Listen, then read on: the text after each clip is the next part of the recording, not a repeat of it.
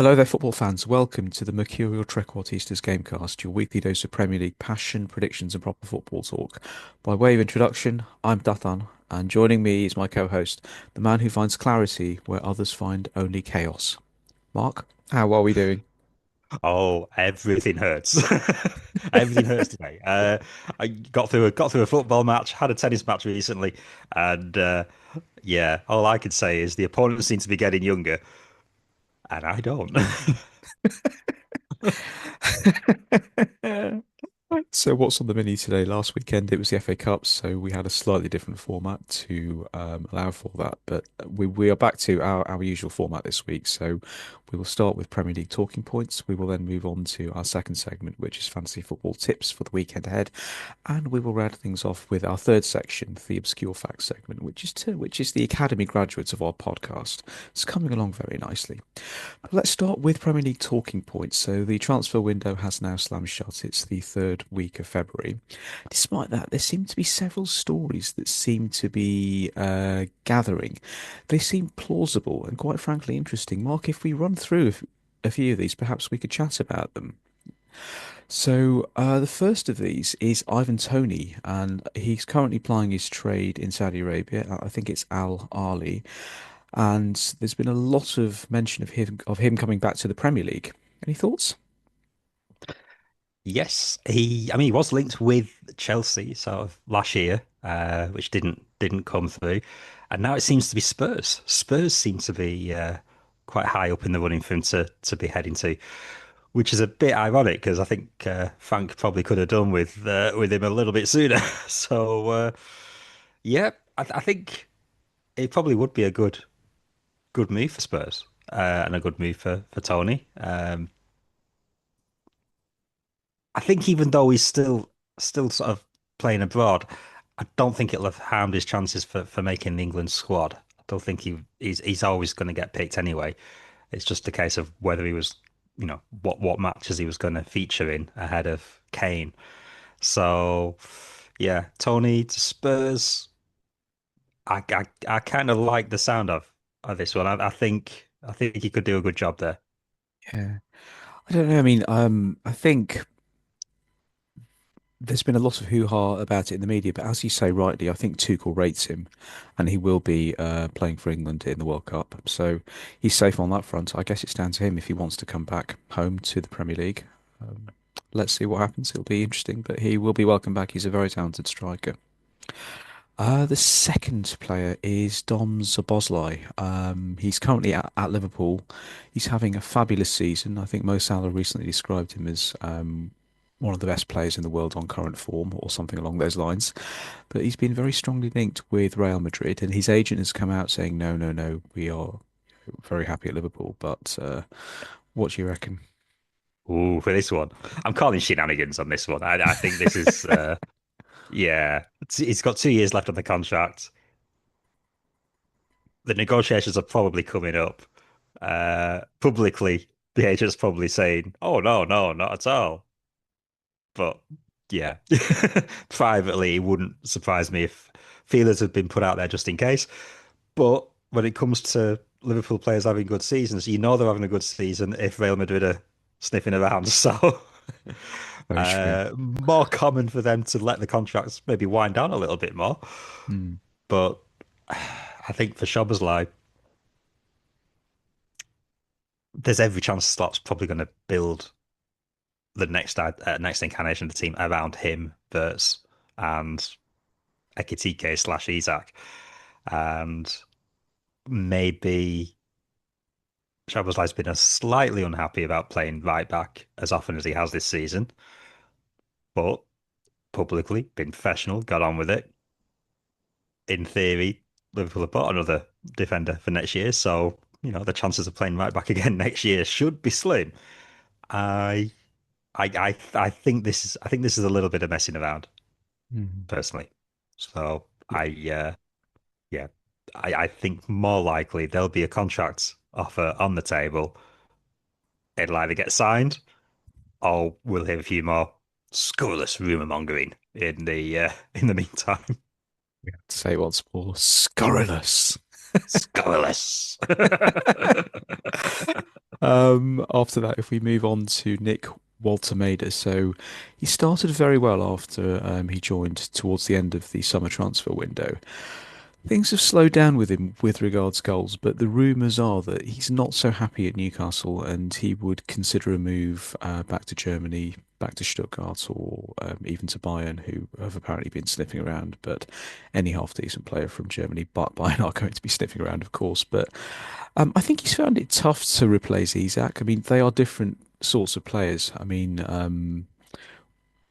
Walter is talented, but he doesn't have the he doesn't have the same skill set as Isak. But bearing that in mind, do you think there's any truth to these rumours? I mean, maybe a slither, a glimmer of something in there. Uh, it was a really good start, and he was banging in the goals straight from the off. Mm. Looked a very good fit. The fans really took to him. It hasn't been the best run of form for him, but at the same time, Newcastle's form's been patchy as well. So you'd expect a team out of form or inconsistent to be having a situation where the strikers aren't banging them in every game. So yeah, I think he's probably been a victim of the bad run more than anything. The goal he got in the FA Cup should boost confidence a little bit. See if we can go on a little bit of a run from there. But Newcastle look like they're showing signs. They're showing signs of turning a corner. If they can carry on with the good play, there's no reason why he won't be amongst the goals again. Yep. But yeah, you're playing in a different country, different league. Yes. You'd expect a little bit of time getting used to it. I think the thing that probably threw everybody was the really good start. But I think with time it'll sort itself out. If it doesn't, then yeah, and maybe there are personal reasons why he might be looking at a move back. But as far as the football's concerned, the goals probably just dried up because the team was struggling. So I wouldn't put it all on him. Uh, he's a worker. He's been dropping back deep to try and get involved. He's doing that because he wants to help the team out. So Mm. it would be easy for a player to sort of hide from the ball and just stay up front and all that. But the fact that he's dropping deep and wanting to get involved shows that he's wanting to affect the game. He's wanting to help in areas that he's seen as struggling. So that's a good mentality to have. Um, I suspect things will work out, and by the end of the season, the goal tally will be back up there, be as respectable as it can be. But I'm putting it down to form in general for that one. I don't think it's all on him. It's the team have had matches where they've struggled, Yeah. particularly with away form. But there are signs that there's a corner being turned, so you'd expect better things to come. Very astute. Very astute.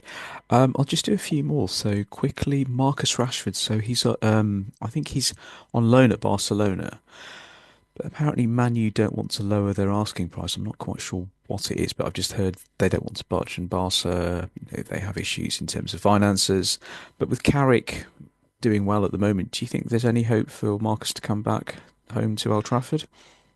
I mean, there's always a chance, but there's been a lot of managers that haven't been able to get the best out of him at Man United. I suppose the asking price, as far as they're concerned, they need money. So, why would they drop it? As far as they're concerned, England international player, you know, uh, took to Barcelona well. Why not hold out for the cash? I'm not sure. I think personally for Rashford, he does need to go elsewhere now. I think there's been enough attempts at Man United now for him to say it's got to be a different club. And I understand it's boyhood club and all that kind of thing, but sometimes players benefit from fresh starts, and I feel like there's been too much drama, too much criticism for him to just go back and try and make a go of it there. And they've kind of recruited well in the positions that he'd be expected to play in. So would he get a slot? Is he going to be first choice again? So yeah, I think if he's not going to be Barcelona, it's got to be a different club and build from there. Yeah. Spot on. And the final player that we'll go through, I think he's pretty talented. He's a defender at Forest. Murillo. Apparently Chelsea is sniffing around, but any thoughts? Yeah, well, I mean, he's a really exciting defender. I mean, you know, enthusiastic on the pitch, really goes for the tackle, doesn't mind having a shot up front, and yeah, he's pretty much what you would expect from a Brazilian defender. So yeah, not surprised that Chelsea are sort of checking around. Um, Depending on Forest's finish, this could be the season that he does go. But I reckon there'll be more than just Chelsea after him.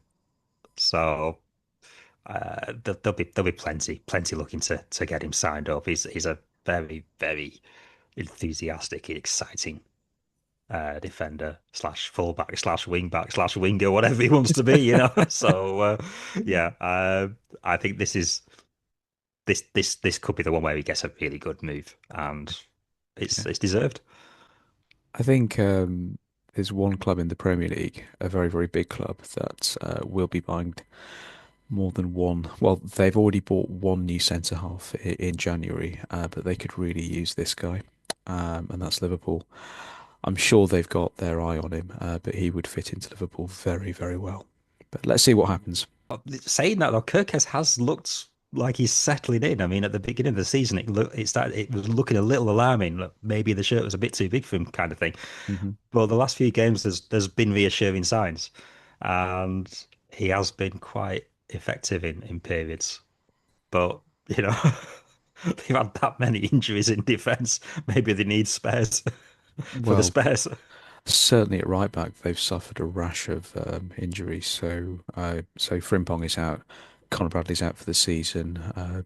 Dom Szoboszlai, he's played there, but Curtis Jones recently, he did really well there in a match I heard. So let's see, let's see what happens. Right, if we move on to our second story, we're going to focus a bit on Arsenal. There's like two wings to this story. First of all, Saka has signed a new contract. He's such a great player for Arsenal and for England. So he signed a new 5-year deal, keeping him at the club until 2031. I think this makes him the highest paid player at the club. And the agreements followed almost a year of negotiations. And Saka verbally committed to the deal in January, apparently. And Arsenal are looking to sort of lock down other key players such as Saliba and Gabriel, Wanieri and Lewis Skelly. So this is good for Arsenal. So they will get the best years out of Saka's career. It's really, really good. But on the flip side, their push for the title seems to have slowed down a bit in recent weeks. They have dropped a few points. Any thoughts on both of these points, Mark? Well, signing yeah, Saka's signature is good. It will stop sort of speculation there, and it shows that he's dedicated to the club, which should be the sign to other players, that the the right signings are being made. As far as the title's concerned, I mean, I don't want to tell everybody I told them so, but I did sort of suspect there was going to be wobbles. I think the alarming thing for Arsenal is they were dropping points when it looked done and dusted, when nobody was apparently chasing them. All the second, third, fourth teams couldn't get a sequence together to close the gap, and Arsenal were dropping points when nobody was after them effectively. Now they've got somebody after them, and it's Manchester City, and they have a lot of experience at chasing these titles down, closing gaps. The pressure is on, and that the end of the Wolves match didn't look like a team that were in, that were in control. That was nervy. Uh, the pressure's on. So yeah, Mm. I still think the title's on.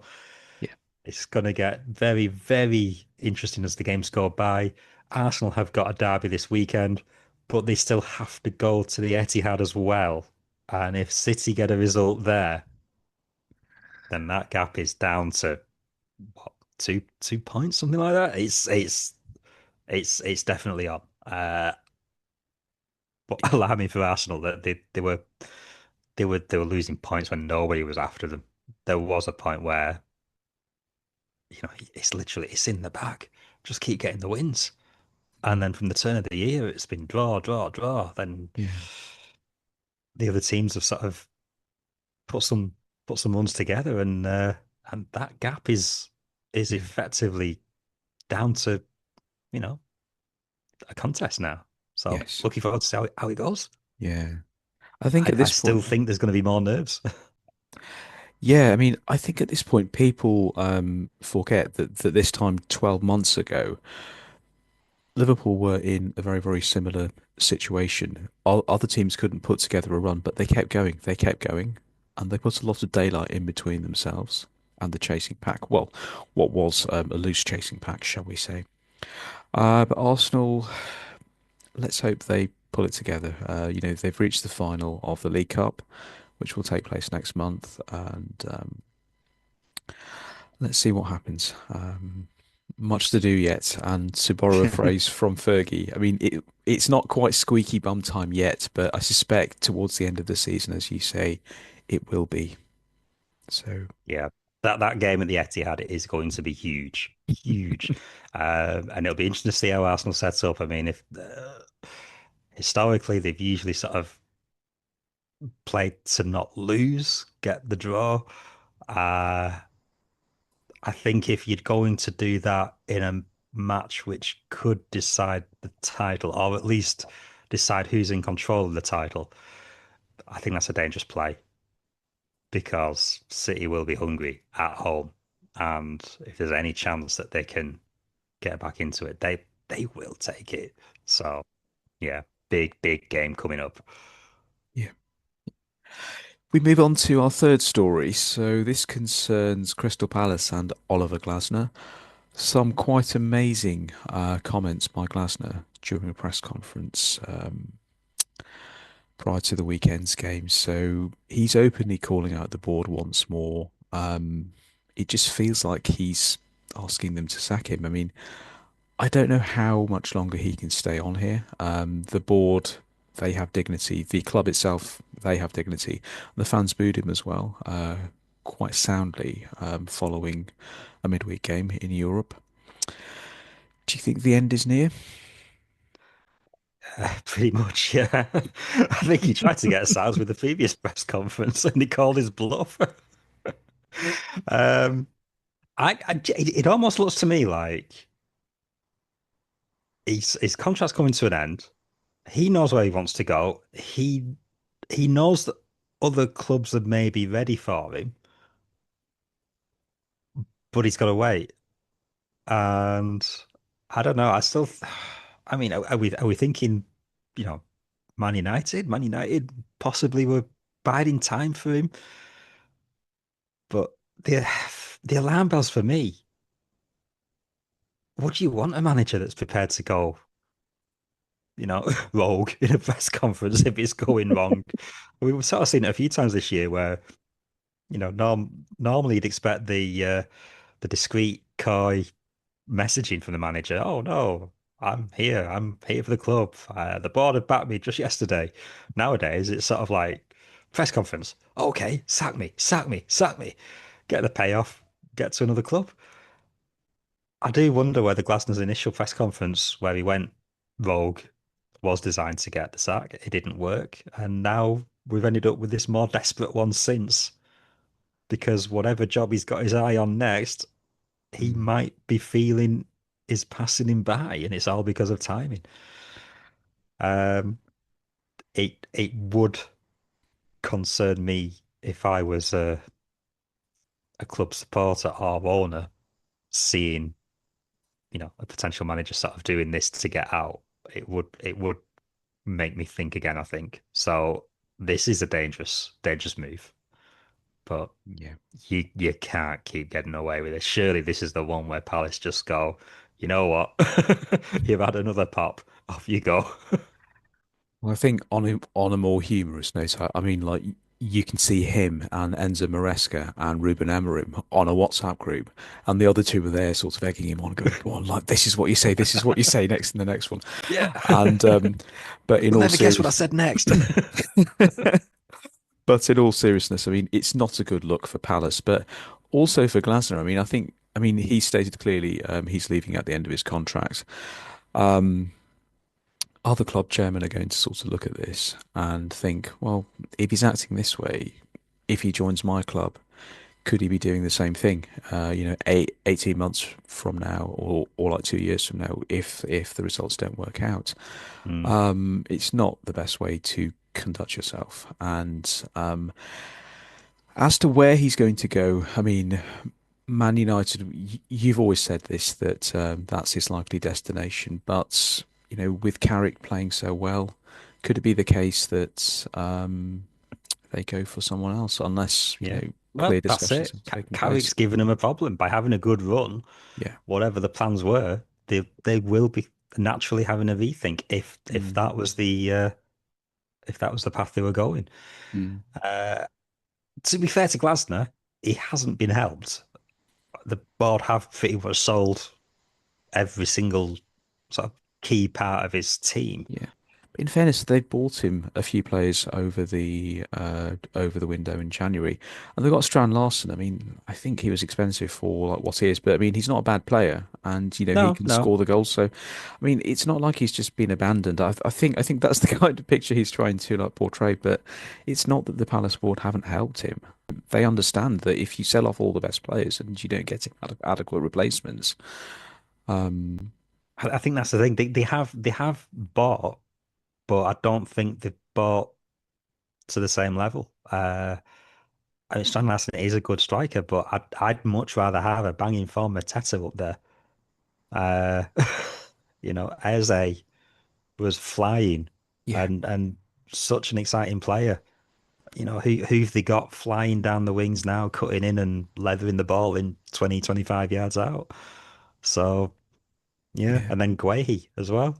You know, mm, yeah, calm, authoritative figure at the back. hmm You take him out of the team now, and it's the attacks that they were facing in the last couple of games.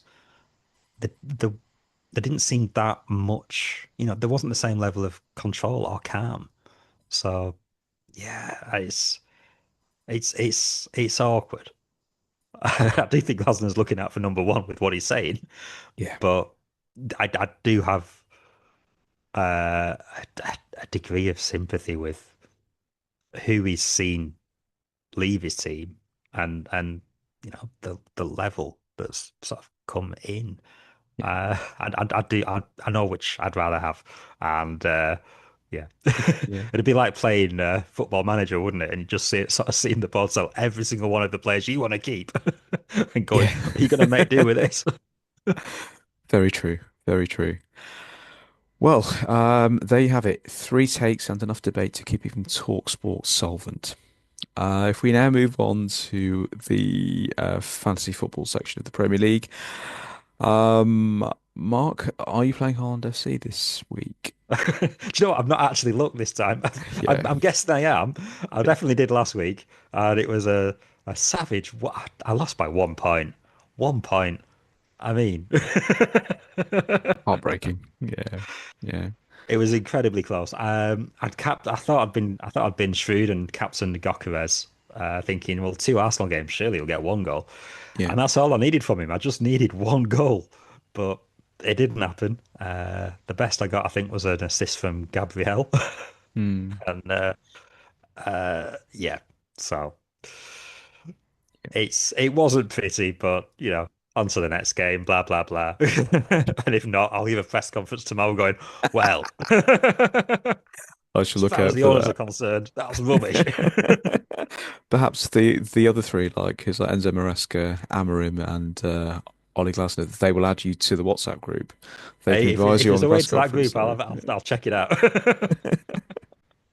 I'll just very quickly run through the key fixtures. I won't go through all of them, but let's start with Villa versus Leeds. So the players to go for here are the Villa attackers and the midfielders. Avoid the Leeds defence for this because Villa are at home. Villa are at home. They should create more chances. I would prioritise their attackers. Chelsea versus Burnley. Again, Burnley attackers are to be avoided here. Chelsea are doing pretty well. Burnley You're telling defenders me are. this now. Put 3 Burnley players in. I haven't. I've not done it. And Burnley, their defenders, I think, will struggle. So the Chelsea attackers are, they should shine here. And João Pedro, in particular, since Rosigne has taken over, he's hit a really rich vein of form. Um, he's a good tip for captaincy. I think I put him as captain this week, actually. Earlier in the season, I took him out because he was just really, really frustrating. And after that, City versus Newcastle, I think go for City here, go for their attackers, so the usual suspects. So Semenyo, Haaland, perhaps avoid Newcastle defenders. They may struggle a bit in this game, especially as it's at the Etihad. Then we have Forest versus Liverpool. I'm going to plump for Liverpool here. I think they are turning a corner and the team is finally starting to function. So their attackers and their key creatives are the ones to go for. Avoid Forest defenders. Plum tie of the week. Spurs versus Arsenal. It should be a cracker. Go for Arsenal players, their attackers, their defenders. Spurs, I think their new coach, Igor Tudor, his first game in the Premier League, I do believe. So I think Arsenal should win this very, very comfortably. And finally, West Ham versus Bournemouth. Both teams are in reasonable form, but I think Nuno's team are in slightly better form.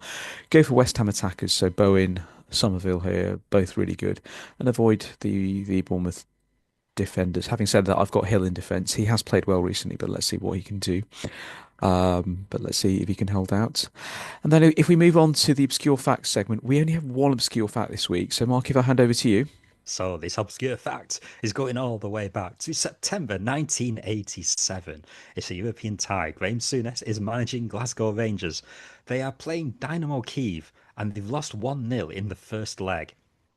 They're bringing him back to Scotland. So, what does Graham Souness do? He plays an absolute masterstroke. He turns round and he lets Dynamo Kiev practice on the Rangers pitch the night before the game.